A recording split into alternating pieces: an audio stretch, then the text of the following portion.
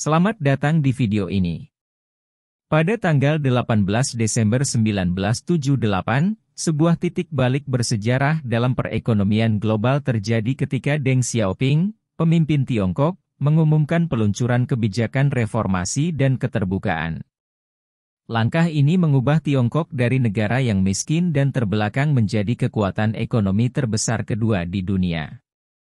Xi Jinping, sebagai penerus Deng Xiaoping, menekankan peran sentral Partai Komunis Tiongkok dalam proses ini, menggambarkannya sebagai revolusi besar, yang menandakan kebangkitan kuat bangsa di era baru. Pepatah Tiongkok mengatakan, jika Anda berencana untuk setahun, tanamlah padi, jika Anda berencana untuk 1 dekade, tanamlah pohon, jika Anda berencana untuk seumur hidup, didiklah masyarakat. Pepatah ini menggambarkan mengapa Tiongkok telah bangkit begitu kuat hanya dalam 1 generasi. Sebagian besar dari kebangkitan ini tidak hanya didasarkan pada penerapan prinsip-prinsip kapitalis, tetapi juga merupakan hasil dari strategi pembangunan berkelanjutan dan penyebaran pendidikan yang luas. Sementara beberapa orang berpendapat bahwa keberhasilan Tiongkok disebabkan oleh keunggulan jumlah penduduk yang besar. Negara seperti India belum mencapai pertumbuhan yang sama. Hal ini menyoroti bahwa pembangunan tidak semata-mata bergantung pada jumlah penduduk. Tiongkok telah menunjukkan bahwa untuk menjadi negara yang kuat, diperlukan lebih dari sekadar tenaga kerja yang besar. Dibutuhkan juga strategi dan arah yang jelas. Dalam video ini, kita akan mengeksplorasi alasan di balik kebangkitan Tiongkok.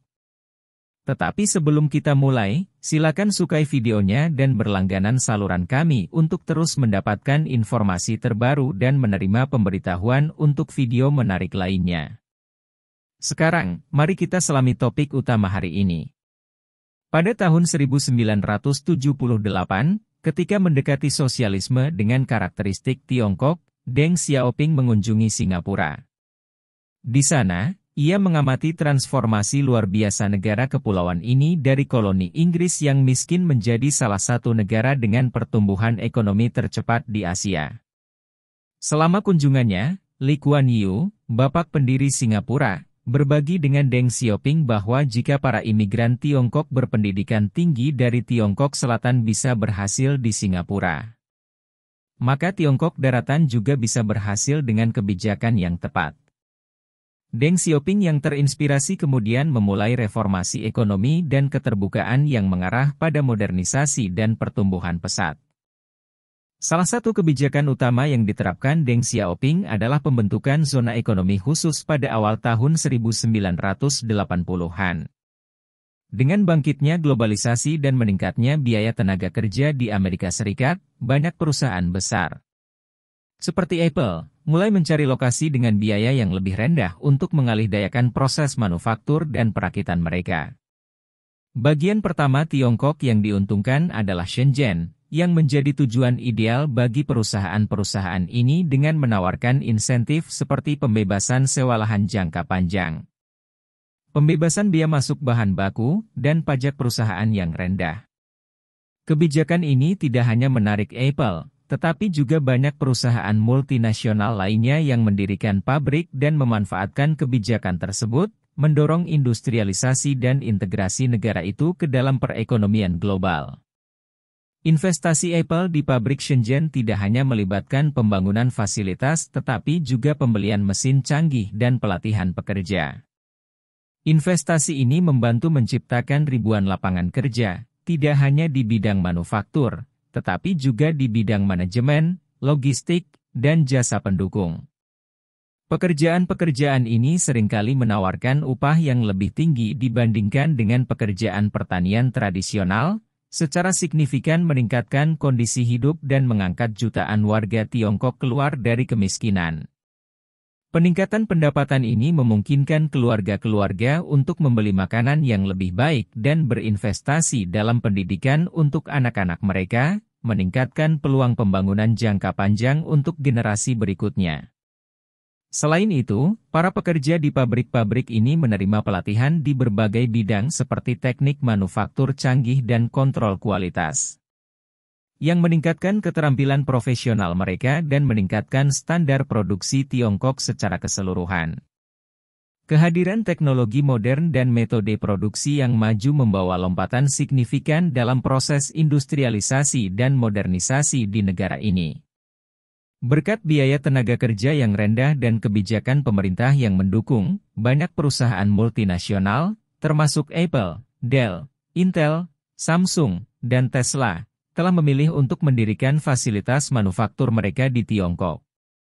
Negara ini telah menjadi pasar utama bagi Apple, yang menyumbang hingga 20% dari pendapatan perusahaan.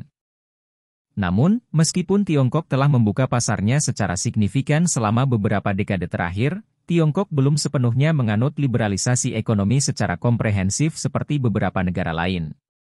Filosofi Deng Xiaoping bahwa, tidak peduli apakah kucing itu berwarna hitam atau putih asalkan bisa menangkap tikus, mencerminkan pendekatannya yang fleksibel terhadap kebijakan ekonomi.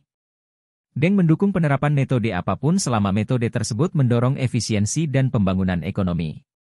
Ini adalah bagian dari visi berpikir ke depan untuk Tiongkok baru di mana pertumbuhan ekonomi dapat terus berlanjut tanpa harus mematuhi secara ketat model kebijakan tertentu. Fleksibilitas ini memungkinkan Tiongkok tidak hanya menarik investasi asing tetapi juga beradaptasi dengan cepat terhadap tuntutan dan perubahan pasar global. Setelah dijuluki sebagai pabrik dunia, Tiongkok tidak berhenti pada produksi massal barang-barang seperti furnitur dan pakaian.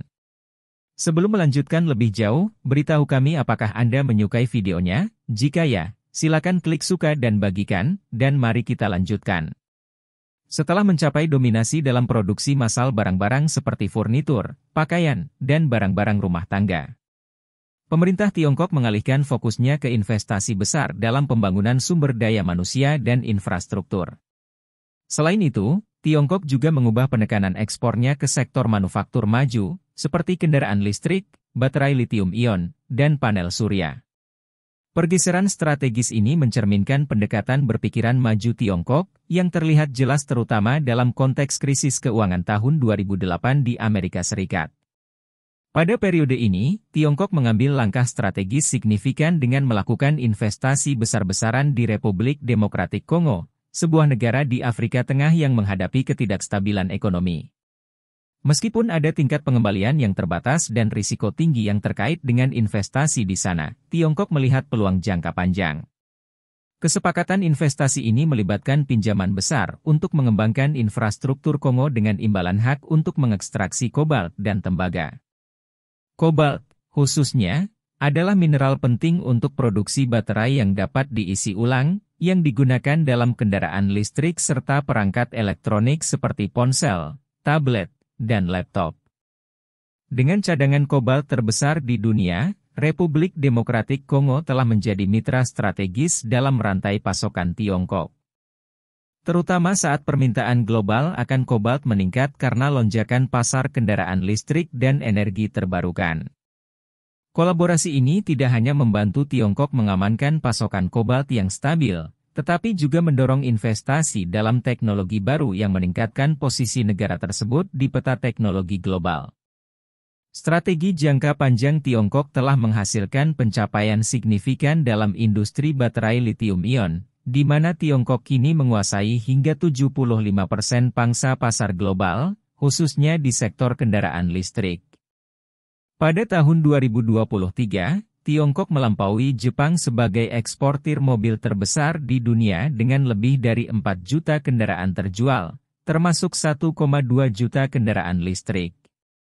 Langkah ini tidak hanya memperkuat posisi Tiongkok dalam industri otomotif global tetapi juga mencerminkan peralihan cepat negara tersebut menuju teknologi energi ramah lingkungan. Lebih jauh lagi, Tiongkok secara proaktif memanfaatkan peluang dalam industri energi surya sejak tahun 2000-an dengan menyadari potensi tenaga surya. Peluncuran program Golden Sun pada tahun 2009 yang memberikan subsidi untuk proyek tenaga surya yang terhubung ke jaringan dan di luar jaringan adalah contoh utama dari komitmen ini. Investasi strategis dalam energi surya tidak hanya mengatasi masalah lingkungan seperti polusi udara dan perubahan iklim tetapi juga membawa manfaat ekonomi yang signifikan. Saat ini, Tiongkok menguasai lebih dari 80% pangsa pasar global panel surya di semua tahap produksi, dan angka ini diperkirakan akan meningkat menjadi 95% karena permintaan terhadap energi ramah lingkungan yang terus meningkat.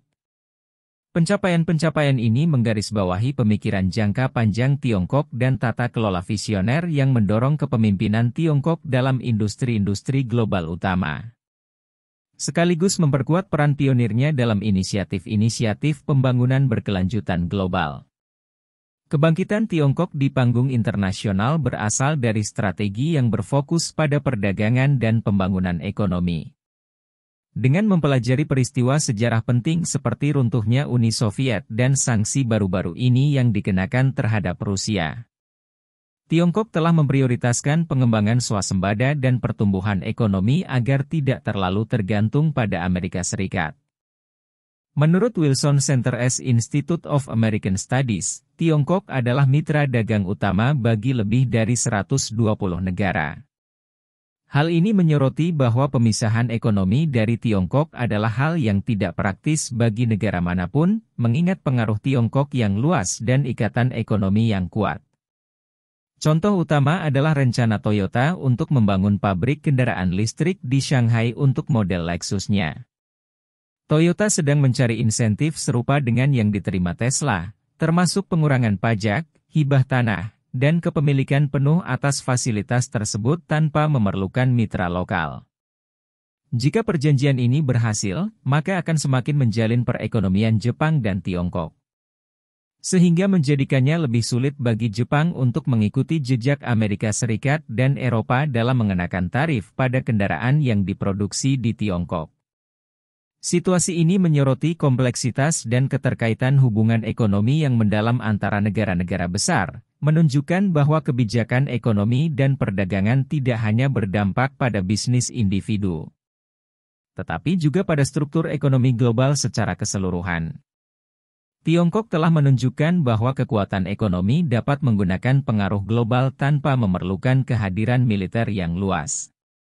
Tidak seperti Amerika Serikat yang memiliki lebih dari 750 pangkalan militer di seluruh dunia, Tiongkok hanya memiliki satu pangkalan militer di luar negeri, yaitu di Djibouti, sebuah lokasi strategis di Tanduk Afrika.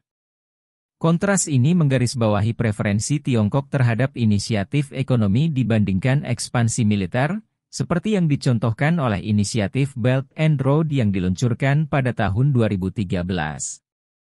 Belt and Road Initiative, BRI, bertujuan untuk menghubungkan Asia, Afrika, dan Eropa melalui jaringan jalur darat dan laut untuk mendorong integrasi regional, menstimulasi perdagangan, dan mendorong pertumbuhan ekonomi tanpa campur tangan dalam politik internal negara lain.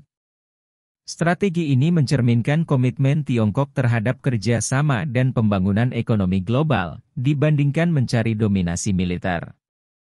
Meskipun Tiongkok bukan negara adidaya militer seperti Amerika Serikat, Tiongkok masih memegang pengaruh global yang signifikan dengan memprioritaskan pembangunan ekonomi dibandingkan belanja militer. Apa pendapat Anda tentang analisis ini? Silakan bagikan pemikiran Anda di bagian komentar sehingga kita dapat berdiskusi lebih lanjut. Bagaimana pendapat Anda mengenai video ini? Jika Anda punya pendapat, silahkan tuliskan pendapat Anda pada bagian komentarnya. Dan jika Anda suka dengan video ini, silahkan klik like dan subscribe, dengan begitu kami akan membuat video lainnya untuk Anda semua. Terima kasih dan sekian dulu dan sampai jumpa di video berikutnya.